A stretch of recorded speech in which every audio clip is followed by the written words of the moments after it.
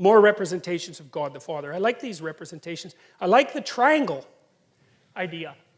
I mean, I don't know why God is wearing a triangular hat. It's kind of a strange fashion choice, but I think it's associated with the idea of the pyramid, and I think that's associated with the idea of the hierarchy of authority. And I think that's why the Egyptians put their pharaohs inside pyramids. I know there's more to it than that, but I think some of that has to do with the notion of this hierarchical structure. You see this on the... Now, that's speculative, obviously, and I don't want to make too much of it, but I can't help but think that there's something to that. See, that's on the back of the American dollar bill. I like that a lot. That's like the Eye of Horus from the Egyptians. And so the idea here is something like, at the top of the hierarchy is something that is no longer part of the hierarchy. Right? So if you move up the hierarchy enough, what happens is that you develop the ability, as a consequence of moving up that hierarchy, to be detached enough from the hierarchy so you're no longer really part of it, and so that you can move in all sorts of different hierarchies. And the idea here is that the thing that you're really developing is the capacity to pay attention. And I would say, from a mythological perspective, the one thing that seems to compete with the idea of the spoken word as the source of the extraction of habitable order from chaos is the eye, is the capacity to pay attention. So Marduk, for example, the Mesopotamian creator god, who emerged in the hierarchy of Mesopotamian gods and came out at the top, right? He was the victor of the gods. He had eyes all the way around his head, and he could speak magic words. And I really like that. I really like that idea. And the Egyptians developed that idea too, because their god Horus was the eye. Everyone knows the Eye of Horus. That image is so compelling that we still know about it. Everybody has seen the Eye of Horus with a really open pupil. And what the Egyptians learned was that the open eye was what revivified the dead society. It's so smart. So what do you do if your life isn't in order? Bloody well pay attention. And that isn't the same as thinking. It's a different process. Paying attention, thinking is like the imposition of structure in some sense. I know I'm oversimplifying, but paying attention is something like watching for what you don't know. And so, like, one of the things I often recommend to my clinical clients if they're having trouble with a family member is, number one, shut up. Don't tell them anything about yourself. And I don't mean in a rude way, it's just like, no more personal information. Number two, watch them like a hawk and listen. And if you do that long enough, they will tell you exactly what they're up to. And they will also tell you who they think you are. And then you'll be shocked because they think you're something, generally speaking, that's not like what you are at all. And when they tell you, it's like a revelation to both of you. But attention is an unbelievably powerful force. And you see this in psychotherapy too, because a lot of what you do, and in any reparative relationship, is really pay attention to the other person. Pay attention and listen. And you would not believe what people will tell you or reveal to you if you watch them as if you want to know, instead of watching them so that you'll have your prejudices reinforced. That's usually how people interact. It's like, I want to keep thinking about you the way I'm thinking about you, and so I'm going to filter out anything that disproves my theory. That's not what I'm talking about at all. It's like, I'm going to watch you and figure out what you're up to. Not in a rude way, none of that. I just want to see what's there. And that'll be good for you, probably, and also be good for me. And so, well, so that's the idea that, you know, climbing up a hierarchy of authority can give you vision, and that vision can transcend the actual hierarchy. And I think that's also that's the metaphysical space that an artist occupies.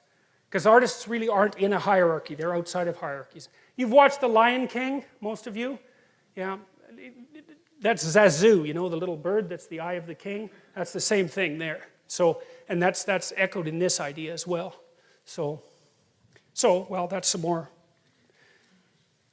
ideas of hierarchies, same idea. This is, right, gold, silver, bronze. Why gold? Gold is the sun. Gold is pure, right? And so the idea is that the thing that's at the top of the hierarchy is incorruptible, because gold doesn't mix with anything else, right? It's this sort of metal that doesn't ever become corrupted. It's a noble metal. It doesn't become corrupted. And so it shines like the sun, and it's associated with what's ever at the top of the hierarchy. And the gold medal is a disc, like the sun, and it's awarded to those people who've occupied the top position and who are manifestations of the ideal. And here's I'll tell you a quick story. So imagine that you're watching an Olympic contest. I found this happens to me very often with gymnastics, because the gymnasts are so absolutely unbelievable, you know. So you watch a gymnastic performance, and the person's out there bouncing around like you can't even imagine doing it. They're so perfect at it. So you see this person, they're going through this routine, they're just absolutely spectacular and flawless at it. At the end, they stop and everybody claps, and they're all excited to see what a human being can do, and that's why we're in the audience watching, because we want to see what a human being can do. And the judges go like 9.8, 9.8, 9.8, and everybody's thrilled. And then the next contestant comes out, and it's like, well, they're just basically screwed, right? It's like this person came out there and was perfect. How are you going to top that? That's an interesting question, because this is a representation of what you do to top perfection itself. And you can do it, and here's how you do it. And you know this, even though you don't know, you know it. So let's say the next contestant comes out, and they're kind of shaky because it's like, oh man, the bar's being raised high. So what they do is they put themselves right on the edge of chaos.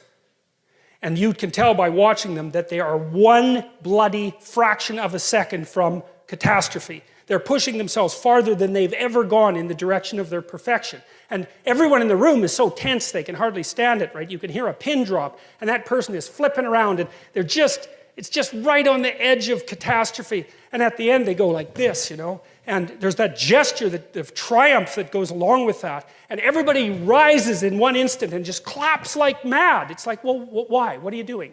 What are you doing when you're doing that? Right? You can't even help it.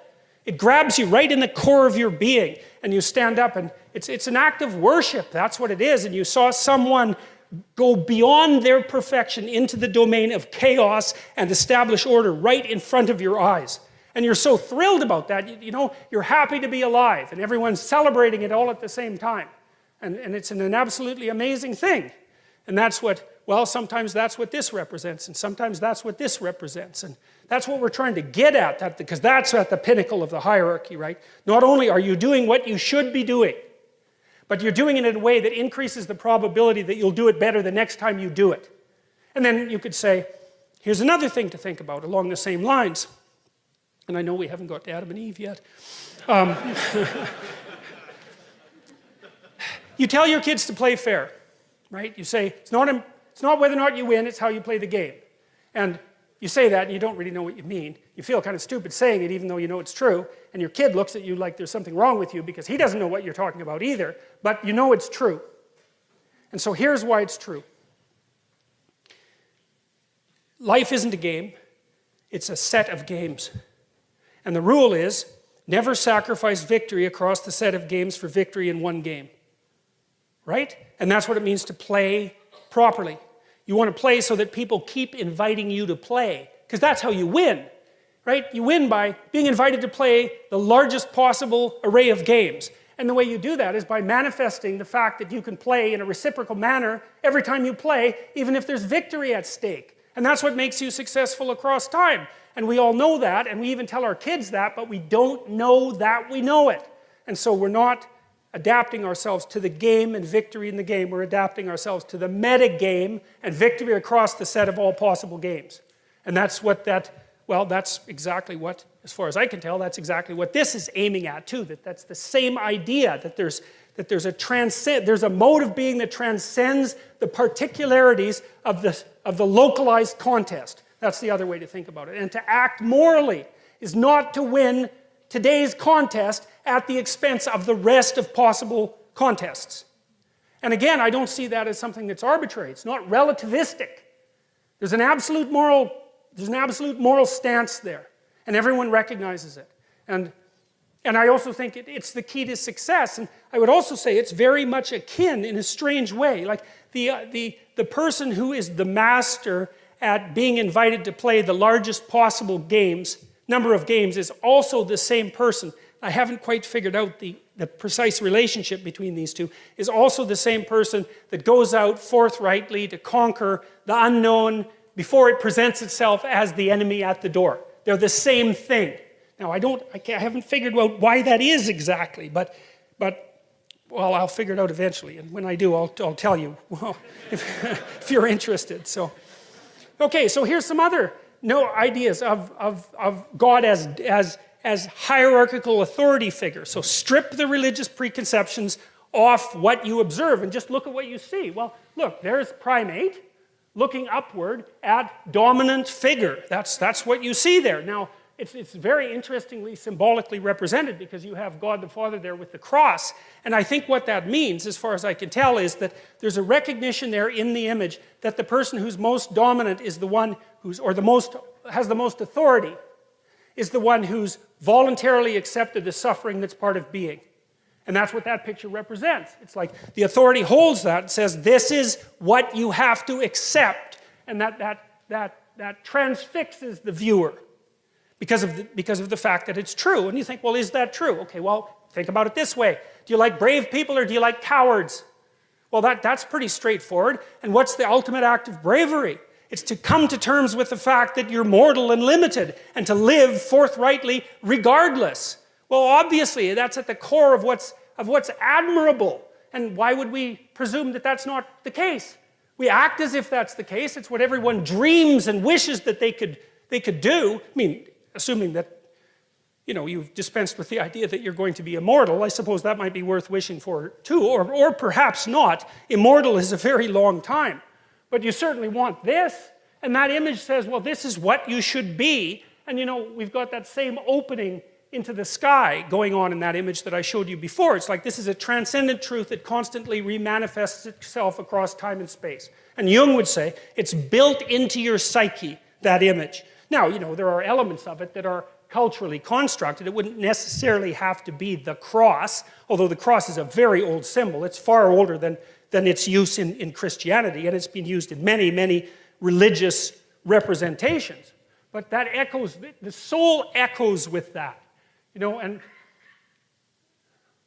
well, and then there's Moses up there on the mount receiving the law. And so we'll talk a lot more about that when we get to Exodus. But if we get to Exodus. So, well, look, where does it happen? Well, on a mountain. Well, that's a pyramid. That's up, right? That's up. It's up. It's up in the stratosphere. It's up in the sky where you look upward, okay?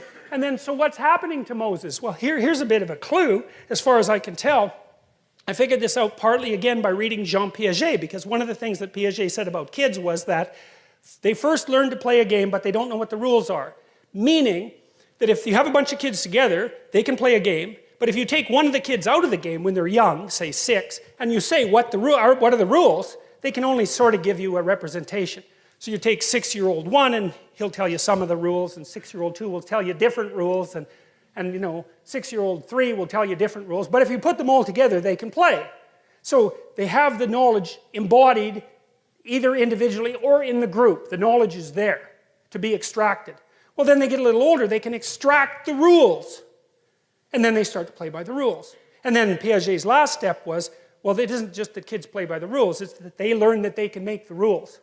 And he thought about that as moral progression. First you can play, then you can play by the rules. Then you learn, maybe, because he didn't think everyone learned this, that you're actually the master of the rules.